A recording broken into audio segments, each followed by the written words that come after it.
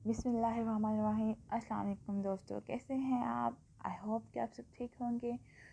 आज का जो हमारा टॉपिक है वो है anthem for doom youth which has been written by Wilfred on.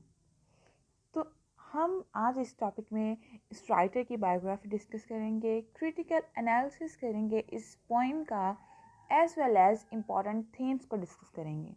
So without wasting any time, let's get start the video. तो फर्स्टली हम बात करते हैं इसकी टाइटल की।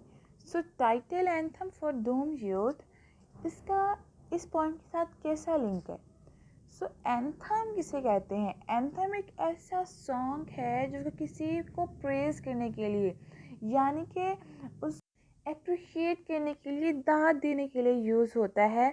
किसी भी जैसा कि नगमा, ठीक है, नगमा होता है जब कि हम अपने वतन को डिवोट करते हैं, अपने वतन के लिए गाते हैं, उसकी मोहब्बत के लिए, उनको दाद देने के लिए अपने ऑफिसर्स को।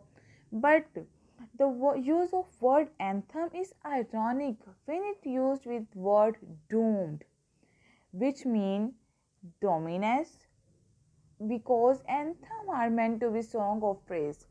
यानी कि जब इसको जो है डूम वर्ड के साथ यूज़ कर दिया जाता है तो एक आयरॉनिकल वर्ड बन जाता है, क्योंकि डूम का मतलब है ग्लोमिनेस, मायूसी, सैडनेस, जबकि एंथम का क्या मतलब है? प्रेजनेस, किसी को प्रेज करना। It also create irony because On was anti-war poet and didn't support his country's decision to go into war, yet anthems are meant to be patriotic songs।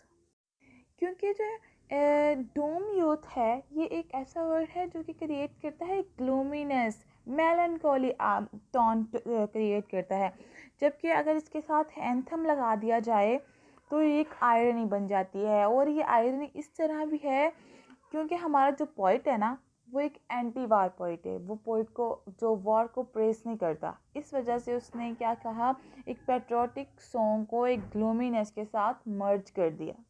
और यूथ यहाँ पे है ऐसे प्रोटेक्टर जो कि वार में भेजे जाते हैं अपनी कंट्री को बचाने के लिए, लेकिन उनकी क्या होती है, उनकी डूमली डेथ हो जाती है। और नेचुरली उनके पास कोई भी जो है प्रेज करने के लिए नहीं होता, कोई भी उनकी कफिन वगैरह नहीं होता, कुछ भी उनका इंतज़ाम नहीं किया जाता। एंथम यहाँ पे प्रेजिंग सॉन्ग्स हैं, और डूमनेस यहाँ पे क्या है, डूम्ड यहाँ पे सैडी, ग्लोमी है। और यूथ वो प्रोटेक्टर जो कि प्रोटेक्ट करते हैं किसी भी कंट्री को, और डूमली उनकी डेथ हो जाती है। अब हम बात कर लेते हैं अपने राइटर की बायोग्राफी के बारे में। हमारे जो राइटर थे वो 18 मार्च 1893 को पैदा हुए और 4 नवंबर 1918 में उनकी डेथ हो गई।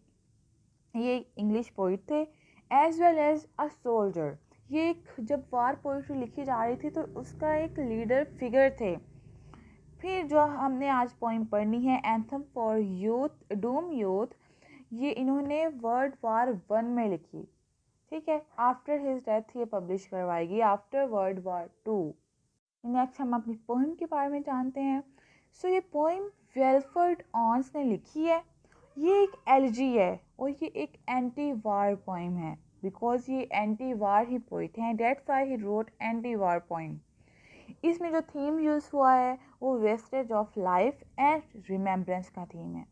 और ये एक एंथम है, show the ironical pain of soldier who had no escape and dead. फिर उसके बाद ये एक सोनेट है जो कि ऑक्टेव और सेस्टेट, यानी कि इसका जो फर्स्ट पैराग्राफ है वो लिखा गया ऑक्टेव में और जो सेकंड है वो लिखा गया सेस्टेट में। इसकी rhyming scheme A B C D E F E G, ये इसकी राइमिंग स्कीम है। What passing bells for these who dies as cattle? इन लोगों के लिए कौन सी घंटियां बजाई जाएं जो कि जानवरों की तरह मर गए? Only the monstrous anger of the gun, सिर्फ इनके लिए जान लेने वाली हॉरिबल वॉइसेस जो कि गन्स की वॉइस थे, सिर्फ वही उनको सुनाई दी गई। Only the stuttering rifles' rapid rattle. और सिर्फ इनको गोलियों चलने का, राइफल चलने का, तोपें चलने का साउंड सुनाया गया, उसी रिदम के साथ इनकी डेथ हो गई। Can patter out their hasty orisons. क्या उनके लिए कोई दुआ नहीं की जाएगी? उनके लिए कोई भी जो है प्रेसिंग पॉइंट नहीं होगा? No mockeries now for them, no prayers nor bells. के लिए कोई भी प्रॉपर रिचुअल नहीं किया जाएगा और ना ही इनके लिए दुआएं की जाएंगी और ना ही इनके लिए घंटियां बजाई जाएंगी। Nor any voice of mooring save the choirs. और ना ही इनको मातम करने वालों की कोई आवाज़ सुनाई दी जाएगी। The shrill demented choir of wailing shells. सिर्फ इनको चीखों की आवाज़ सुनाई दी जाएगी, सिर्फ वही होंगे, चीखें ही होंगी और गोलियों की आवाज़ें ही होंगी जो इनका मातम कर रही होंगी। And bugles calling for them from sad shire. और इनके लिए बगल्स बजाए जाएंगे जो कि इनके गांव और घरों से जो है बजाए जाएंगे, घरों और गांव से इनकी आवाज़ें आएंगी। What candles may be held to speed them all। कौन सी मोमबत्तियाँ हैं जो इनके लिए जलाई जाएं, कौन सी रोशनी इनके लिए जलाई जाए? Not in the hand of boys but in their eyes। जो कि उन लड़कों के हाथों में तो नहीं होंगी मगर उनकी आँखों में होंगी। Shall shine the holy glimmers of goodbye। क्या उनके लिए वो बुझती हुई रोशनी हो जो उनको आखिरी लम्हे में अल्लाह हाफिज़ कहे, गुड बाय कहे। The pallor of girls brows shall be their pall. वो उदासी जो औरतों पर छा जाएगी, उनकी लवर्स पर छा जाएगी, सिर्फ वही उनके लिए मातम होगी। Their flowers to tenderness. उन पे फूल निछावर नहीं किए जाएंगे ऑफ पेशेंट माइंड, मगर उनके लिए एक जहनी सुकून होगा। And each slow dusk are drawing down of blind.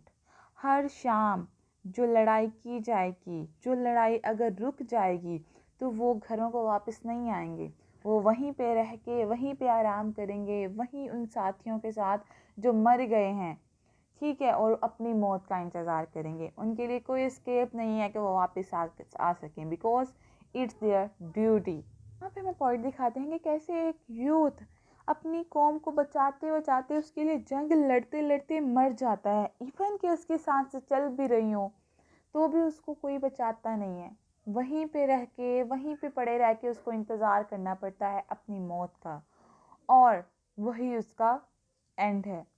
और ये अपनी वो स्केप नहीं हासिल कर सकता बिकॉज इट्स देयर ड्यूटीज़। सो इसी के साथ होती है। I hope you guys enjoyed it. दुआ में याद रखिएगा और मेरा चैनल सब्सक्राइब कर दीजिएगा। अल्लाह हाफिज़।